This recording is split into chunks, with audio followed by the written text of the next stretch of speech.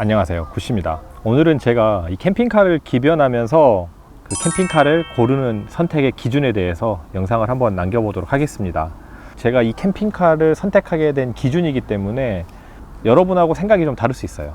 여러분들도 캠핑카를 구매함에 있어서 제가 고민을 했던 이 포인트들을 잘 생각을 하신다면 도움이 되실 거라고 생각을 합니다. 첫째, 뭐니 해도 이 캠핑카를 고를 때 가장 중요한 거는 예산이겠죠.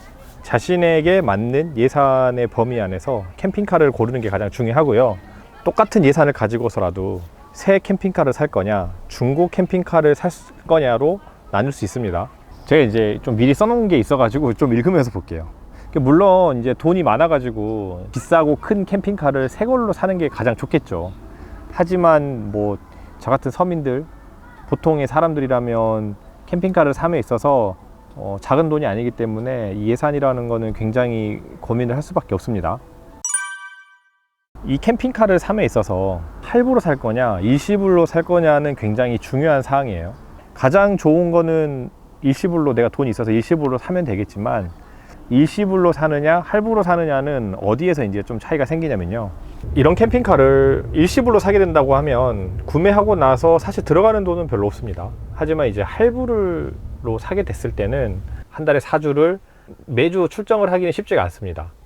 보통 이제 집안일도 있고 아니면 좀 집에서 쉬어야 되는 경우도 있고 내일이 바빠서 못 나가는 경우도 있어요. 그렇게 됐을 때 한 주, 뭐 많게는 2주만 쉬고 집에서 가만히 있잖아요, 이 차가.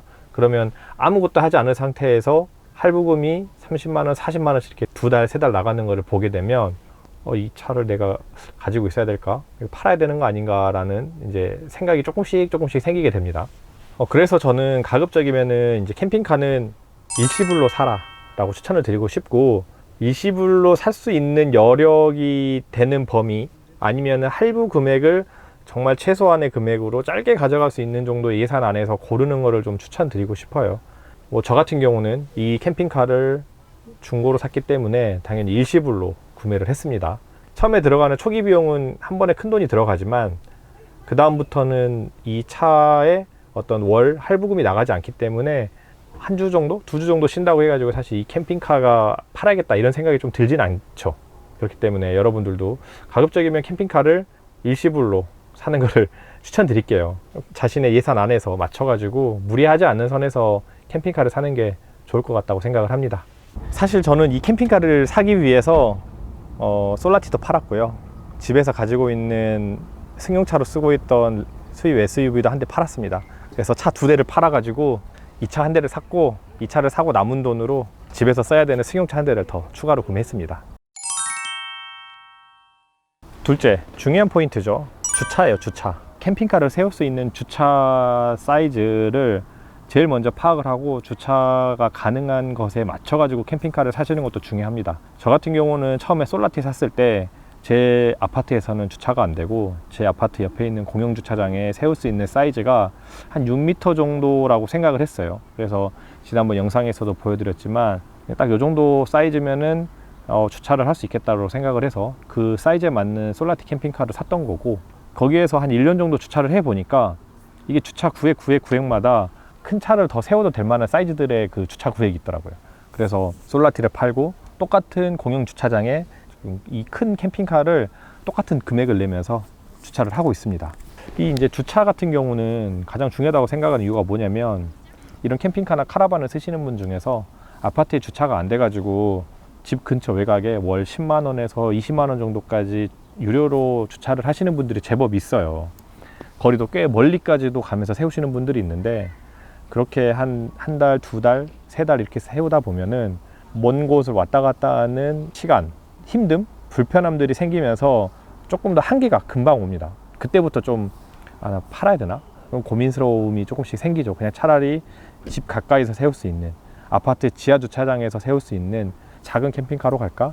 차박으로 다닐까? 이런 생각을 하게 되죠. 캠핑카를 구매할 때는 주차에 대해서는 반드시 무조건 확인을 하고 사셔야 됩니다. 자, 예산에 맞는 캠핑카를 선택을 하셨나요? 그리고 주차가 해결됐나요?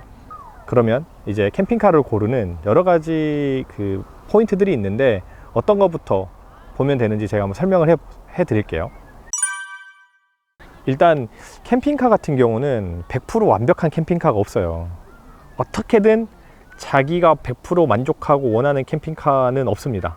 조금씩 1%, 2%, 많게는 10%, 20%까지 부족함이 생겨요. 공간에서 부족할 수도 있고 편의성에서 불편할 수도 있고, 그렇기 때문에 이 불편함, 내가 이 부족함을 어느 정도 내가 감수할 만하다, 그 정도 수준에서 캠핑카를 고르는 게 낫고, 이 불편함이라던가 이런 단점들이 추가적으로 돈을 들여서 해결할 수 있느냐, 아니면 돈으로도 해결이 안 되느냐, 이거는 굉장히 중요합니다. 돈으로 해결할 수 있는 부분들에 대해서는 내가 나중에라도 업그레이드 할 수 있는 부분인 거고, 돈을 들여도 절대 바꿀 수 없는 것들, 이런 것들은 정말 미리 구매 전에 파악을 하고 구매를 하셔야 됩니다. 자, 그럼 이제 캠핑카를 고르면서 가장 뭐가 중요할까요? 솔라티 캠핑카에서 큰 C타입 캠핑카로 넘어오면서 가장 중요하게 봤던 거는 결국은 레이아웃이었어요. 제가 예전에 캠핑카 카라반 레이아웃에 대해서 설명을 한번 드렸지만, 이 레이아웃을 우리 가족에 맞는, 나의 캠핑 스타일에 맞는 캠핑카를 고르는 게 가장 중요하다고 생각을 합니다.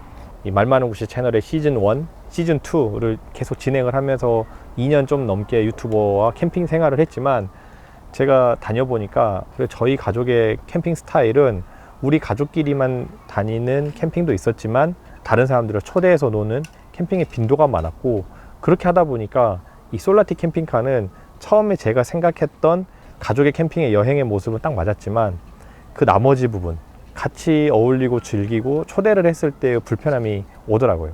그 다음 이제 기변을 할 때는 큰 캠핑카, 여러 명이 같이 들어가도 여러 명이 같이 자도 될 것 같은 캠핑카를 구매해야겠다라고 마음을 먹었습니다. 이 레이아웃이라는 거는 결국 어디에서 기반이 되냐, 몇 명이 고정 침상에서 편하게 잘 수 있느냐가 기본인 것 같아요. 일단 저희 가족에게 맞춘다고 생각을 하면, 저희는 사실 3명만 편하게 잘 수 있는 넓은 침상만 있으면 됐어요. 저희가 이전에 썼던 솔라티 캠핑카 같은 경우도 뒤쪽에 있는 침상 공간에서 저하고 옹조님, 종곤이 셋이 딱 자도 될 만큼의 넓은 침상이 있었기 때문에 저희는 불편함이 없이 쓸 수 있었고요. 이 캠핑카는 어떤 차이가 있냐, 지금 이 캠핑카 같은 경우는 뒤쪽에서는 2명밖에 잘 수 없어요. 보통 카라반에서 말을 하는 UP 타입이라고 하죠. 아드리아 UP 타입이라 그래가지고 이쪽에 2인용 침대와 화장실하고 샤워실이 같이 있는 스타일인데, 결국은 뒤에 침대는 폭이 130cm 정도 밖에 되지 않기 때문에 2인용 침대예요. 2명밖에 누울 수 없고, 그러면은 우리는 3인 가족인데 둘밖에 잘 수 없으니까 나머지 사람들은 어디서 자야 되냐, 이때 이제 해결할 수 있는 방법이 앞쪽에 있는 벙커베드냐 아니면 드랍베드냐를 보통 선택을 하게 됩니다. 보통 이제 캠핑카, 포터든 어떤 캠핑카든 운전석 위쪽으로 벙커베드가 있을 수 있고요, 머리 위쪽에 있는 침대가 내려오는 드랍베드 형태, 2가지의 선택지가 있어요. 이 2가지가 없다라고 생각을 하고 테이블 공간을 변환해서 침대로 써서 누군가 한 명이 더 자야 된다 라고 하는 레이아웃은 저는 굉장히 비추합니다. 제가 예전에도 설명을 드렸지만, 어떻게 가변형을 만들어 가지고 침대로 만드는 공간은 굉장히 쓰다 보면 불편해요. 어떻게든지 고정으로 잘 수 있는 벙커베드나 드랍베드가 반드시 있어야 됩니다. 이렇게 이제 취침 공간이 드랍베드나 벙커베드를 온전하게 쓸 수 있는 공간이 된다면 저는 반대하지 않고요. 제 캠핑카에서 드랍베드가 어떤 식으로 내려오는지 한번 보여드리도록 할게요. 이쪽에 이제 요 컨트롤 패널이 있고요. 키를 이렇게 돌려놓으면은 드랍베드가 내려오진 않는데, 이렇게 키를 내리고 이 버튼을 내리면 드랍베드가 내려와요. 한번 내리는 거 보여드릴게요. 이런 식으로 이제 버튼을 내리면 드랍베드가 이렇게 쭉 내려옵니다. 이렇게 쭉 내려오고요. 이런 식으로 더 내릴 수가 있는데, 어느 정도까지 내릴 수 있냐면은 이렇게, 이게 지금 드랍베드가 전부 다 내려온 높이고요. 이 정도 높이면은 제가 줄자로 한번 가져와 볼게요. 이 드랍베드의 높이는 어느 정도 되냐면 침대에서 한 60cm 정도, 요 침대 바닥에서 이불을 좀 걷어내니까 요 침대 매트리스에서부터 천장까지 약 60cm 정도의 높이 공간이 나옵니다. 드랍베드 높이가 이 정도 높이면은 뭐 충분히 자는데 불편함이 없고, 이 드랍베드의 사이즈, 이쪽 끝에서 저쪽 끝에까지가 130cm예요.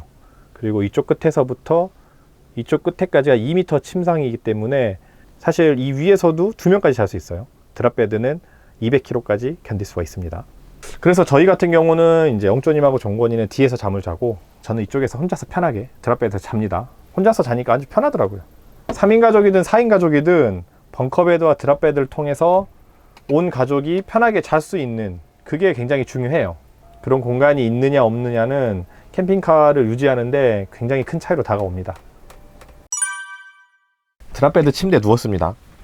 제가 드랍베드 침대에 누웠을 때 한 요 정도 높이가 나와요. 요 정도는 이제 숙일 수 있을 정도가 되고, 저도 이 드랍베드가 올라왔을 때 여기에서 뭐 이렇게 앉는다거나 그렇게는 하긴 힘들어요.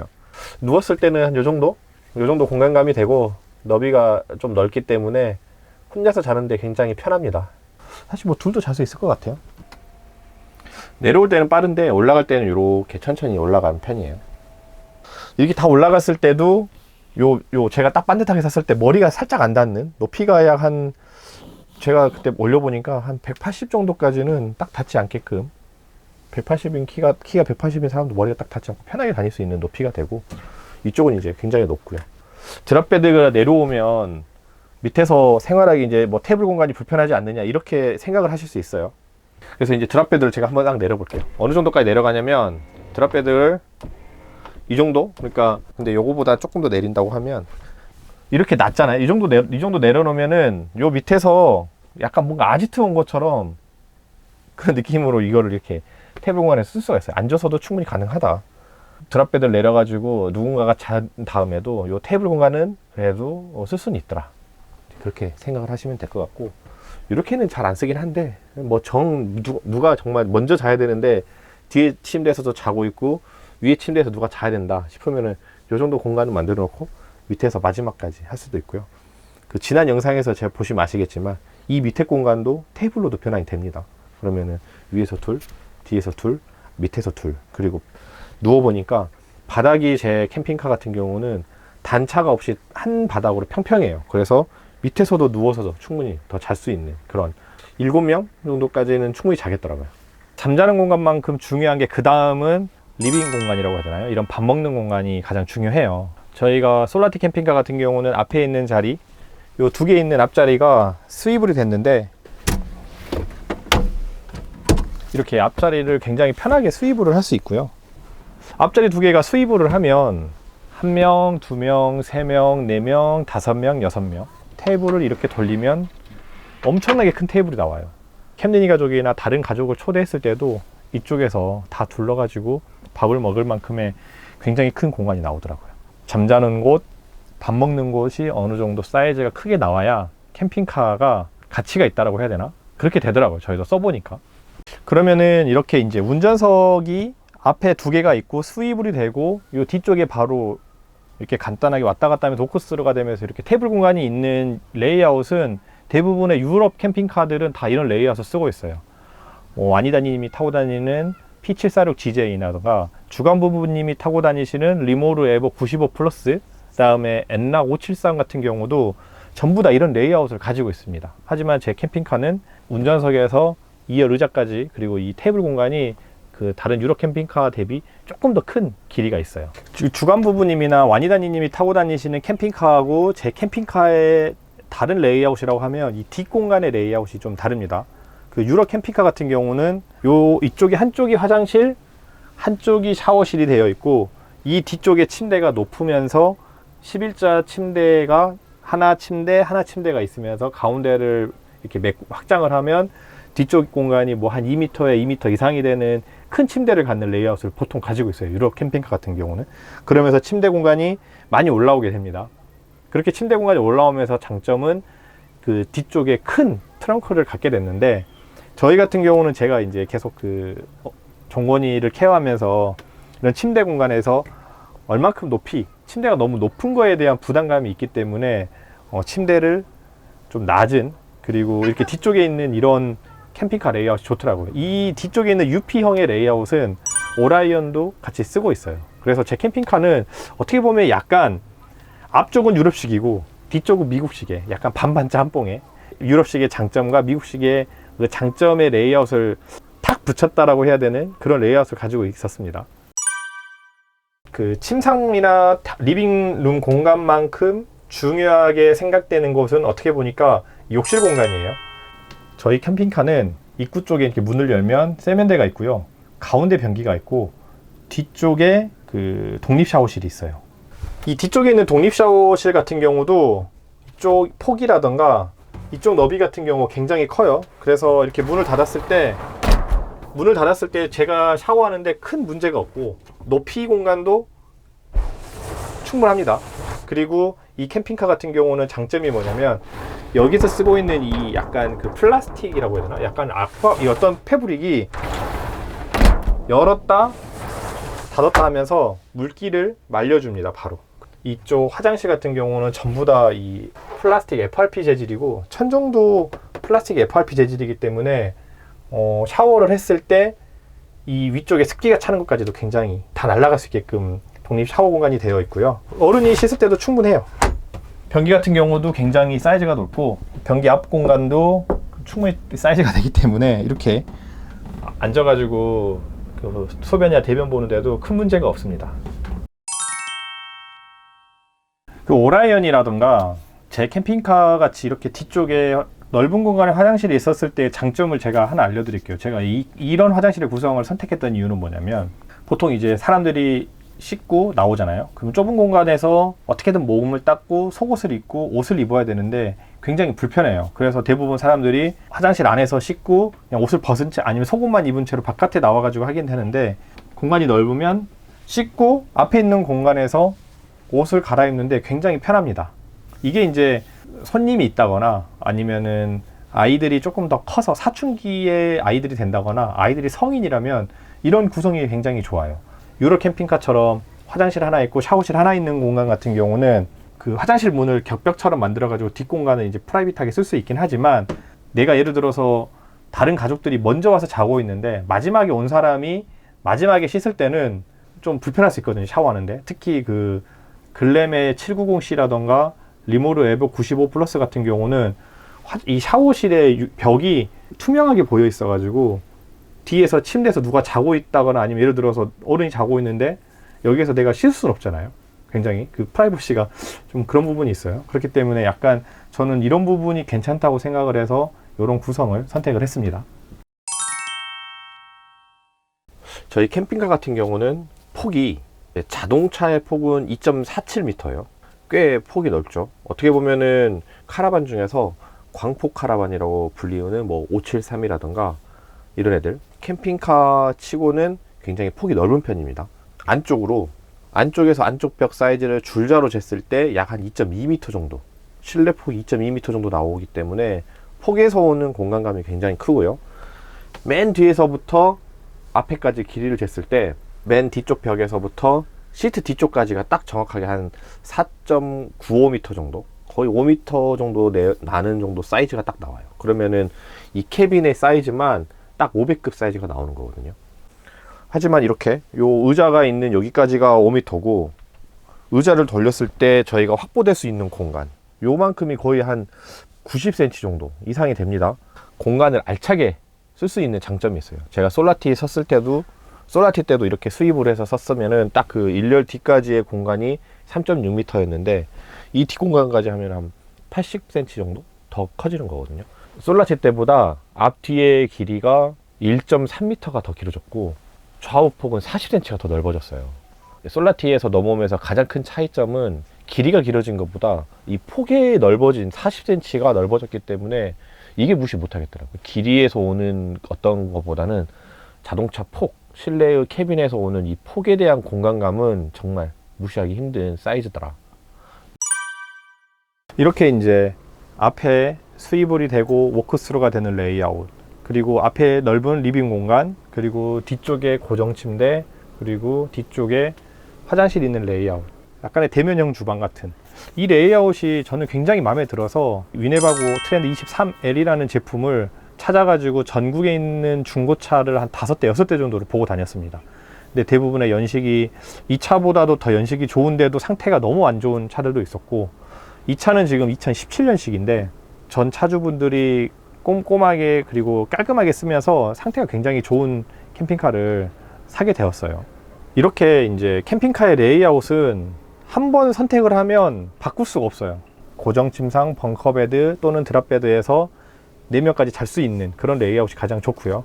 앞에서 몇 명 정도까지 테이블 공간에서 먹을 수 있느냐, 화장실하고 샤워실은 어떤 형태로 구성되어 있느냐, 이게 어떻게 보면 캠핑카를 고르는데 가장 기본이라고 생각을 합니다.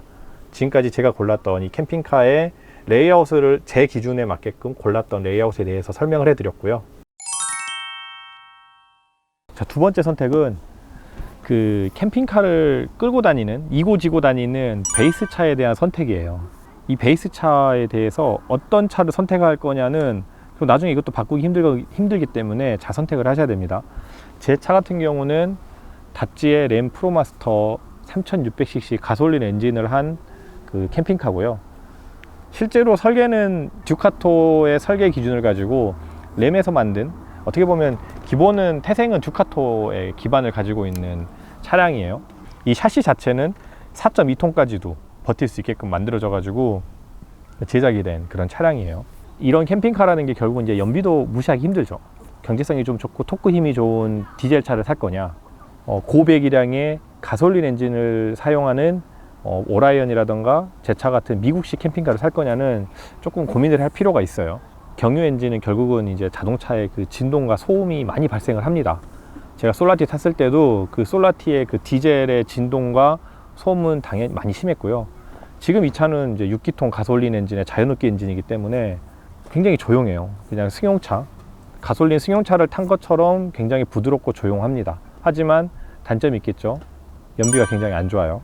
지금 제가 이거 구매하고 얼마 안 됐지만 대충 보니까 연비가 한 5.5km 정도 나오고 있는데 연비가 굉장히 안 좋습니다. 근데 뭐 솔라티 같은 경우도 연비가 한 8.5km 정도 됐기 때문에 주행거리가 많지 않은 캠핑카라면, 그러니까 어느 정도 주행거리에 따라서는 이제 갭 차이가 생기긴 하겠지만, 제 주변에는 1년에 많이 타시는 분이 한 15,000km, 10,000km 정도를 보통 주행하시는 것 같아요. 제 차 같은 경우는 2017년 9월식인데 한 4년 정도 이상 탄 캠핑카지만 29,000km 밖에 안 탔었어요. 1년에 5,000km, 6,000km 정도밖에 안 타는 그냥 그런 캠핑카였고, 제가 이제 솔라티 탔을 때는 1년에 2만 km 정도 되는 굉장히 많은 주행거리를 썼기 때문에 한번 올해 이제 써보면은 경유 대비 휘발유가 연비 차이, 그 주류비 차이가 어느 정도 되는지는 좀 생각을 할 수 있겠죠. 국산 캠핑카냐 수입 캠핑카냐에서 오는 이제 약간의 그 정비에 대한 부담감이 있을 수 있어요. 제가 이제 솔라티 캠핑카를 샀을 때도 장점이라고 생각했던 정비성, 쉽게 부품도 구하고 이게 편할 거라고 생각을 했죠. 하지만 지금은 이제 수입 차량으로 넘어왔고, 오늘 오전에 엔진오일 갈고 온 것처럼 분명히 정비에 대한 비용은 크게 발생합니다. 솔라티를 썼을 때 14만 원의 엔진오일 교체 비용이 들었으면 이 캠핑카는 22만 원, 8만 원이나 더 차이가 나는 이제 교환비가 더 들었고요. 이런 차량의 정비라든가 이런 거에 대해서도 분명히 어떤 불편함이 생길 수 있겠죠. 하지만 요즘은 이런 수입차를 정비하는 곳들이 굉장히 많아졌기 때문에 차 고치는데 큰 문제가 없다고 하시더라고요. 그럼에도 불구하고 제가 국산 캠핑카 다음으로 이 수입 캠핑카를 산 이유는 이 자동차, 베이스 차에서 주는 이 탄탄함, 짱짱함이 더 장점이라고 생각을 했어요. 이 자동차가 버텨줄 수 있는 이 샤시 자체는 아직은 현실적으로 가장 안정감 있게 만든다고 저는 생각을 했습니다. 이걸 보시면은 이제 제 캠핑카 같은 경우는 그 캐빈의 폭이 2.47m이기 때문에 이 폭 자체가 굉장히 캐빈이 넓어요. 하지만 이 뒷바퀴를 보면은 캐빈의 끝까지 뒷바퀴가 쭉 나와 있는 걸 알 수 있겠죠. 결국은 뭐냐면 캠핑카 자체가 캐빈이 넓은데 이 뒷바퀴를 캐빈 끝에까지 연장을 해가지고 만든 거예요. 뒤뚱뒤뚱 거리는 이 롤링이라고 하죠. 그거를 최대한 잡기 위해서 만들어졌고, 제 캠핑카 같은 경우도 보면은 보통 자동차는 앞바퀴하고 뒷바퀴가 같은 선상에 있거든요. 이거를 보시면 아실 거예요. 보통에 이제 우리가 흔히 같이 길에서 보는 포토 캠핑카를 뒤를 따라가다 보면은 이쪽하고 캐빈이 한 2.2m 정도 되는데 요 뒷바퀴는 안쪽에 있어요. 하지만 이 차의 단점은 이 차도 결국은 뒷바퀴가 단륜이라는 단점이 좀 있어요. 오라이언처럼 바퀴가 복륜이었으면 조금 더 안정감이 있었을 텐데 단륜이라는 좀 단점이 있습니다. 이렇게 이제 캠핑카의 베이스 차량도 굉장히 중요하기 때문에 내가 어떤 차량을 기준으로 할 거냐는 선택은 굉장히 이제 중요하다고 생각을 합니다. 그리고 이제 수납 공간이에요. 캠핑카든 결국은 이게 집이기 때문에 얼마만큼의 수납 공간을 가지고 있느냐도 굉장히 중요하더라고요. 제가 가지고 이전에 쓰던 솔라티 같은 경우는 상부장 조그마고 그 다음에 운전석 위에 있는 장, 그리고 이제 싱크대 밑에 조금 장이 있었는데 수납 공간이 많이 부족했어요. 수납 공간이 많이 부족했고 뭐 이리 옮겼다가 잠자려면 저리 옮겼다가 그런 것들이 좀 많이 있었습니다. 하지만 이제 이 캠핑카 같은 경우는 수납이 굉장히 많아요. 진짜 장난 아니에요. 이 수납 공간 중에서 제일 장점이라고 생각했던 거는 옷장입니다. 옷장이 있고 없고는 진짜 굉장히 차이가 커요. 저희 캠핑카의 이 옷장, 겨울옷이라던가 잠바 이런 것들이 들어갈 수 있는 옷장은 진짜 괜찮더라고요. 그래서 이 옷장과 이것저것 가져갈 수 있고, 옷장 밑으로도 이렇게 속옷하고 잠옷 같은 걸 나올 수 있는 옷장, 이 옷장, 싱크대 밑에 수납장 엄청 큰 거, 그리고 이렇게 굉장히 다 수납장들이 많이 있어요. 가지고 다니는 짐들을 다 넣을 수 있는 수납장. 이 위쪽에 보시면 굉장히 큰 상부장들이 엄청 큽니다. 저 뒤에까지 하면은 굉장히 큰 상부장이 쭉 있기 때문에 텅텅 비일 정도로 저희가 수납이 많더라고요. 그리고 드랍베드 이쪽도 상부장이 또 있고요. 운전석 위에 여기도 장이 있어요. 이런 뭐 안 쓰는 짐들이라던가 이런 거를 다 가지고 다닐 수 있고, 이쪽도 상부장이 하나 있고, 굉장히 장이 많기 때문에 뭐 짐을 놓는 데는 굉장히 불편함이 없더라고요. 제가 이 차에서 좀 단점이라고 생각하는 부분은 이런 외부 수납 공간이에요. 뭐 이제 캠핑카라고 하면 당연히 이제 수납이 많이 돼야 되는데, 제가 보여드릴게요. 이렇게 긴 짐을 위쪽을 통해 가지고 넣을 수 있는 공간이 있고, 이쪽 폭 높이만큼의 짐을 실을 수 있는 공간이 있고요.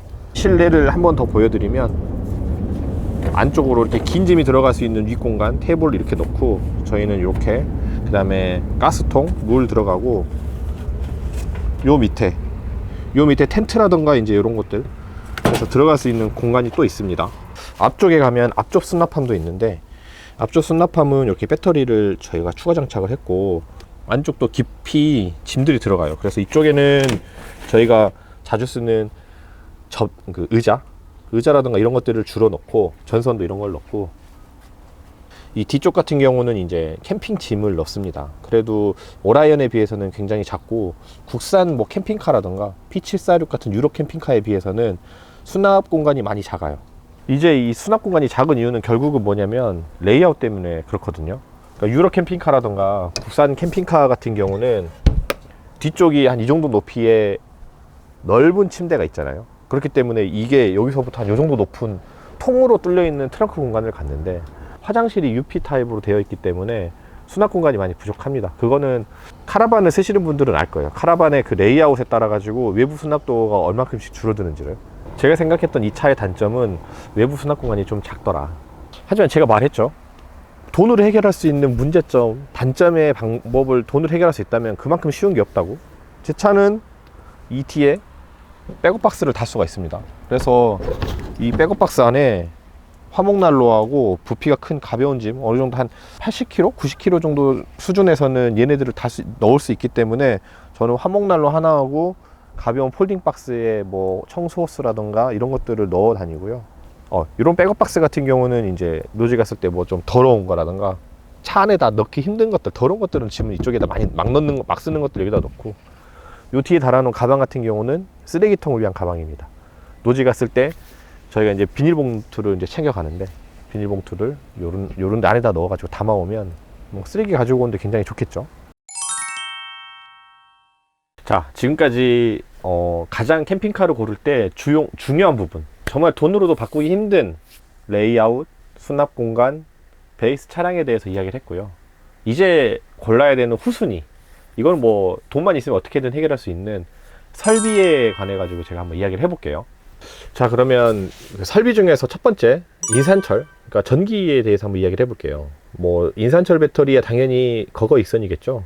많이면 많을수록 좋습니다. 하지만 인산철 배터리가 많아졌을 때는 무게가 많이 늘어나기 때문에 늘리는 부분에 대해서는 많이 고민을 해보실 필요가 있고, 인산철 배터리는 사실 겨울에는 다 쓰는 경우가 거의 없어요. 난방을 하기 때문에 전기로 난방을 쓰지 않는 이상은 인산철 배터리는 최소 제가 느끼기에 600? 600A만 돼도 겨울에 2박 나는 데는 충분히 전기가 쓰고 남습니다. 결국은 이 인산철 배터리라고 하는 거는 여름철에 이 에어컨을 얼마나 풀로 쓸 수 있느냐의 관건이거든요. 캠핑카에 달려있는 에어컨 같은 경우는 천정형 에어컨이나 가정용 에어컨을 쓰는 캠핑카들이 많이 있는데, 이 에어컨이 여름에 많이 더울 때 돌려보면은 약 한 600와트 정도? 많이 먹기는 한 700와트 정도까지도 먹는 이제 에어컨들이 있어요. 그게 이제 암페어로 따지면은 약 한 40암페어에서 60암페어까지 먹거든요. 정말 배터리를 만충을 해서 800암페어를 가지고 있다고 했을 때 이 에어컨을 틀면은 나누기 70을 해보면은 뭐 한 많이 써야 10시간이겠죠. 낮에는 당연히 많이 쓰지만 밤에는 에어컨의 부하가 줄어들기 때문에 전기 소모가 좀 적긴 합니다. 한 800암페어 정도가 있으면 풀로 1박 2일 정도까지는 쓸 수 있고 2박 3일 쓰기에는 조금 부족할 수 있어요. 그렇다고 해가지고 이제 뭐 한 배터리를 2000, 3000까지 올리면 좋겠지만, 대부분 이제 캠핑카라고 하는 거는 시동을 켜면 바로 이제 충전이 되는 주행 충전기가 있기 때문에, 그리고 태양광 패널도 충전이 어느 정도 되는 부분이 있고, 당연히 그거 익선이겠지만 가장 이상적인 배터리의 용량은 한 800에서 1200A 정도 사이. 800이 사실 어떻게 보면 기본 정도인 것 같고요. 1200은 약간 1000에서 1200 정도까지는 해놓으면 여름철에 전기를 좀 풍족하게 쓸 수 있다. 이 배터리라고 하는 것들이 만충인 상태에서 완전히 방전이 되면 성능이 떨어져요. 그렇기 때문에 뭐 인산철 배터리 이런 것들도 최소 뭐 10%에서 15%는 남겨놓고 쓰라고 하거든요. 풀로 800이라고 하지만 약 한 700A 정도만 내가 가용할 수 있다라고 생각을 하고 계산을 해두시면은 최소한 800 정도, 많으면 좋긴 하겠지만 최소한 800, 많게는 한 1200 정도까지만 해두시면 여름철에 에어컨 쓰고 뭐 하는 데는 충분하겠다라고 저는 생각을 하고요. 그 다음에 이제 전기에서 중요한 거는 태양광 패널이죠. 태양광 패널은 지붕에 올라가는 양이기 때문에 많으면 많을수록 뭐 충전량이라든가 이런 것들이 장점이 있지만, 지붕에서 써야 되는 뭐 천정형 에어컨을 달아야 된다거나 아니면 맥스팬을 달아야 된다거나 환기구를 달아야 된다거나 여러 가지 설비가 나오는 부분들이 있는데, 태양광 패널을 다 못 설치하는 경우가 있어요. 제가 생각하기에는 태양광 패널은 어느 정도 수준을 최소로 맞춰 놓느냐면은, 주차를 해 놓고 일주일 동안 내가 냉장고라던가 그리고 기본적인 뭐 블랙박스 같은 것들을 전기를 쓸 때 일주일 동안 내가 쓰는 전기의 양보다는 조금이라도 더 많이 충전되는 만큼만 설치하면 딱 좋을 것 같아요. 보통 이제 DC 냉장고라던가 이런 것들이 하루에 시간당 한 3A 정도 먹거든요. 그러면은 하루면은 많게는 한 60A 정도까지 먹습니다. 하루에 60A를 먹기 때문에 일주일 내내 켜놓으면은 배터리가 막 쭉 떨어져 있는 걸 느낄 수 있어요. 태양광 패널이 만약에 없다면 캠핑 가야 되는데 배터리를 다 쓰고 없겠죠. 그렇기 때문에 전기를 그나마 커버하기 위해서 이 태양광 패널을 많이들 다시는데, 생각보다 아파트에 특히 세우시는 분들은 아파트 그늘 때문에 태양광 패널이 생각보다 많이 충전이 안 돼요. 제가 지금 이 차를 세우는 것도 뭐 일주일 내내 하루 종일 충전량이 거의 없다고 보시면 되고, 내가 아무리 태양광 패널을 많이 달더라도 그늘이라던가 나무 밑에 있으면 발전량이 굉장히 줄기 때문에 태양광 패널을 다는 거에 대해서는 좀 고민을 하실 필요가 있고, 일주일 내내 정말 그늘 없고 햇빛이 쨍쨍 드는 곳에 내가 주차를 한다 라고 했을 때 냉장고의 소모량을 상쇄시켜 줄 수 있는 충전량은 한 400W에서 600W 정도 달면 좋더라 라고 저는 생각을 하고 있고, 그 미국식 캠핑카나 유럽 캠핑카들은 가스 냉장고를 보통 사용을 하거든요. 가스로 냉장고가 일주일 내내 돌아가기 때문에 전기 소모가 거의 없어요. 전기 소모를 하지 않고 있기 때문에 다음 캠핑을 가는 동안 충전이 되고 갔다 오는 동안 충전이 되면서 배터리가 여유 있게 계속 쓰고 있습니다. 이 차는 어떻게 될지는 여름을 한번 놔보도록 할게요. 캠핑카에서 그 다음에 이제 중요한 거는 난방 설비는 국내에서 생산되는 거의 대부분의 난방은 에버스페커 T5를 많이 쓰죠. 왜냐하면 차 자체가 거의 대부분이 경유이기 때문에 자동차의 연료를 써서 히터를 돌리고, 그 히터에 나오는 부동액을 가지고 부동액 라인으로 바닥 난방, 그 다음에 온수 매트, 그 다음에 열교환기를 통해서 온수를 사용할 수 있게끔 하나 가지고 모든 걸 할 수 있는 그 시스템인데, 이 전에 솔라티 같은 경우는 D5 보일러 시스템이 되어 있었고, 이번에 이제 캠핑카 기변을 하면서 좀 고민을 했어요. 기변을 하면서 이 차에도 약간 그런 시스템이 있는 차를 고를 건가, 아니면 정말 미국이나 유럽처럼 가스만 가지고 트루마이터로 공기만 데우는 방식을 쓸 거냐는 좀 고민을 했는데, 이번 차는 가스만 사용하는 난방 방식을 택했습니다.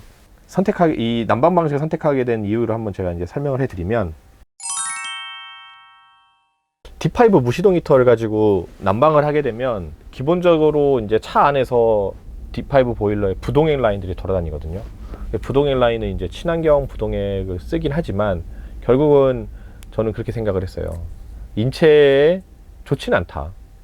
아무리 좋다라고 업체에서 설명을 하더라도 물은 아니고 기본적으로 얼지 않게 만들기 위한 화학 성분이거든요. 그런 화학 성분들이 자동차에서 돌아다니거나 특히 온수 매트를 쓸 때는 나쁘지 않을까? 근데 처음에 살 때는 저는 그런 생각을 못 했는데 써보니까 좀 그런 생각이 들더라고요. 바닥 난방이라던가 여러 가지를 포기하고 가스로 정말 공기만 데워가지고 나오는 방식을 택했습니다. 차가 크기 때문에 바닥 난방이 안 돼서 좀 발이 시려워요. 그래서 전부 다 이 차는 전부 다 바닥에 카페트 작업을 했고요. 이렇게. 그래서 발이 시렵지 않도록 카페트가 다 되어 있고, 화장실도 카페트로 설치되어 있습니다. 심지어 카페트를 운전석하고 조수석까지 다 깔려 있어서 운전할 때도 그 실내용 슬리퍼를 써서 전체적으로 내부가 전부 다 깨끗하게 쓸 수 있게끔 저는 이 전 차주부터 관리를 해 주셔가지고 저도 이렇게 쓰고 있어요. 물론 이제 바닥 난방이 아닌 부분에 대한 좀 단점이 있겠죠. 발이 좀 차가운 것도 있고, 한국인은 역시 바닥 난방이 좀 좋잖아요. 근데 그 바닥 난방이 아닌 공기로만 하기 때문에 좀 살짝 건조하다고 해야 되나? 그런 부분이 있는 거는 뭐 사실이에요. 그래서 가습기를 좀 트는 부분도 있고, 이 차, 미국 차 같은 경우는 기본으로 순간 온수기가 달려있어요. 가스를 활용한 순간 온수기가 달려있기 때문에 굳이 D5 보일러라든가 이런, 그러니까 맥스 히터 같은 거를 달지 않아도 어차피 온수가 나옵니다. 그래서 여러 가지 여론을 사용하는 난방을 택한다기보다는 그냥 가스 하나로 다 할 수 있게끔 일원화시켜서 연료 체계를 하나로 해놓자 라고 생각을 하고, 저는 이제 가스 공기 난방 그리고 가스 순간 온수기를 쓰고 있어요. 미국 지금 제 차에 달려있는 순간 온수기 같은 경우는 온수를 틀고 몇 초 있으면 그 다음부터 따뜻한 물이 나오거든요. 그러면 그 따뜻한 물이 나오는데 청수물을 다 쓸 때까지 계속 따뜻한 물이 나옵니다. D5라던가 제가 솔라티 쓸 때는 이미 D5 열을 계속 쓰고 있기 때문에 처음에 딱 틀면은 물이 엄청 뜨거웠거든요. 굉장히 물이 뜨거워가지고 뜨거운 물을 버리면서 희석시키면서 쓰다가 그 열교환기에 있는 물이 어느 정도 없어지면 또 데워지는데 시간이 걸렸는데, 얘는 미용실 같은 데 가면 머리 감겨줄 때 그 순간 온수기 있잖아요. 처음에만 살짝 찬물 나오고 어느 순간 되면은 계속 따뜻한 물 나오는 거, 그런 시스템이 있기 때문에 괜찮더라고요. 가스 온수기를 쓰는 거 한번 제가 보여드릴게요. 이렇게 해서 지금 이렇게 들어가죠. 그러면은 이 정도 시간이 돼서 가스가 불이 붙습니다. 그러면은 지금 바로 온도가 올라오죠. 34도, 36도. 바로 미지근한 물이 이 정도 시간이면 나와요. 순간 온수기는 바로 이제 끄면 좀 있으면 바로 또 꺼져요. 전기 이야기를 했고, 좀 건너뛰기 했지만 난방 이야기를 했고, 그 다음에 이제 청수라던가 설비, 물에 관련된 이야기를 해볼게요. 청수통을 과연 몇 리터 정도가 좋을까? 제가 전에 쓰던 솔라티 같은 경우는 청수가 200리터였고 이 차도 200리터입니다. 근데 200리터라는 게 물 받는데도 굉장히 시간이 오래 걸려요. 한 20분 이상 밖에서 계속 추운데 물 받아야 되는 부분이 생길 수도 있기 때문에 청수는 제가 생각했을 때 4인 가족으로 썼을 때 한 200리터 정도만 되면 2박 3일도 물 거의 거뜬합니다. 진짜 가족 중에서 한 번 샤워로 들어가면 물을 그냥 미친 듯이 쓰는 가족만 있는 거 아니면 2박 3일도 200리터 가지고 충분하고요. 대신 청수의 양보다 중요한 거는 오수의 양이라고 생각을 해요. 저 솔라티 같은 경우는 청수가 200이었는데 오수가 80리터 했거든요. 청수에 있는 청수통을 물을 다 쓰기도 전에 오수통이 먼저 차버집니다. 그러면 오수통을 중간중간에 비워줘야 되는데 그 비우기도 어디 가기도 마땅치 않고, 오수통을 들고 다니면서 카라반처럼 받아가지고 버리는 것도 마땅치 않고, 가장 좋은 거는 청수가 200이면 오수도 200인 게 가장 좋고, 청수가 150이면 오수도 한 150 정도가 되는 비율이 가장 좋다고 생각을 하고, 제 차 같은 경우는 블랙 통이 150리터, 그레이 통이 130리터예요. 그러면은 블랙하고 그레이를 합쳤을 때 280이니까 청수보다 양이 많죠. 미국식하고 유럽식이랑 한국식에서 조금 차이가 있어요. 블랙 탱크 많이 들어보셨을 거예요. 변기에서 나오는 카트리지, 그게 이제 용량이 한 17리터, 18리터 정도 됩니다. 비워보시면 알 거예요. 매주 비워야 되는데, 금요일 날이나 토요일 날 이제 출발하면서 포탑팩을 딱 넣어가지고 애들 딱 싸고, 일요일 날 딱 버릴 때쯤 집에 도착하거나 아니면 이제 집에 가기 전에 버려보면은 약간 그 분해가 좀 덜 돼 있는 게 좀 느껴질 거예요. 이렇게 미국 캠핑카라든가 미국 카라반 같은 경우는 블랙 탱크가 굉장히 큽니다. 변기에서 나가는 물하고 그 옆에 아까 보여드렸던 세면대까지는 블랙으로 내려가고, 싱크대하고 샤워기는 그레이로 내려간다고 하더라고요. 손 씻는 물까지 생각을 한다고 하더라도 저희 가족이 한 달을 채우고 다녀도 안 차더라고요. 좀 고민을 많이 하실 거예요. 이런 미국 캠핑카 블랙, 그레이, 특히 블랙 버리는 거에 대해서 약간 불편하지 않을까? 어떻게 버리지? 라고 생각하시는데, 블랙 탱크의 양이 크기 때문에 특히 이런 자라성 캠핑장, 그다음에 목계솔밭 캠핑장, 하선안 캠핑장, 그리고 어제 보여드렸던 요 미국 캠핑카 같은 경우는 제너럴 RV, 남양주라던가 용인이라던가 그 진접 이쪽에 남양주 이쪽 그런 센터들이 있거든요. 그 센터들에서는 다 청소하고 블랙 서비스를 다 해주고 있어요. 이렇게 채워서 다니다가 게이지 보고 캠핑장이라던가 한 번씩 예약을 해가지고 캠핑장에서 버리시면 돼요. 버리는 것도 굉장히 편하고, 안에서 스위치만 누르면 그냥 퍽 하고 나오기 때문에 굉장히 편하더라고요. 이렇게 오늘 영상은 제가 이제 이 캠핑카를 기변을 하면서 제가 골랐던 이 캠핑카를 고르는 기준에 대해서 설명을 드렸고요. 오늘 제가 이제 설명드렸던 이 캠핑카를 선택하게 되는 기준에 대해서는 딱 제가 고르는 기준이었기 때문에, 뭐 여러분들이 생각을 했을 때 저와 비슷한 기준이라고 생각하는 부분들을 같이 공감하실 수도 있고, 나는 그거는 좀 안 맞는 것 같아 라고 생각을 하시면 그 부분에 대해서는 본인이 생각하시는 데에 맞춰 가지고 캠핑카를 선택을 하시면 됩니다. 그러면 오늘 영상이 도움이 되셨다면 좋아요, 구독 부탁드리고 저는 다음 영상에서 뵙도록 하겠습니다. 안녕.